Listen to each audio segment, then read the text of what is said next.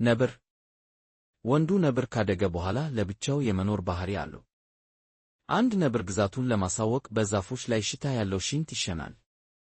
ያን ሽንት ያሸተተ ሌላ ነበር መሬቱ የሌላ ነብር ግዛት መሆኑን ተረድቶ ሌላ ያልተያዘ መሬት ይፈልጋል።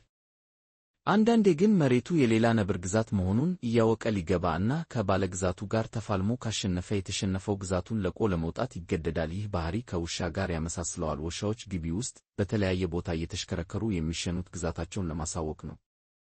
ሴቷ ነብር ለመውለድ ከአባታቸው ርቃ ትሄዳለች፣ ምክንያቱም የሚወለዱትን የራሱን ልጆች የመግደል ባህሪ አለው። እናትየዋ ልጆቿን ለመከላከል አባትየውን ካጠቃቸው እሷንም ጭምር ይገላታል። ግን ይሄ ሁልጊዜ አይሰራም። አንዳንድ አባቶች እናታቸው የሞተችባቸውን ልጆቹን እየመገበ ሲያሳድግ ታይቶ ያወቃል። ሴት አንበሳዎችም ልክ እንደ ነብሩ ልጅ ሲወልዱ ከአባትየው ይደብቃሉ። ግን አንበሳ ወንድ ልጆቹን ነው የሚገለው፣ ሴት ከሆኑ አይነካም፣ ምክንያቱም ወንዱ ካደገ ስልጣኔን ይወስዳል በሚል ነው የሚገለው።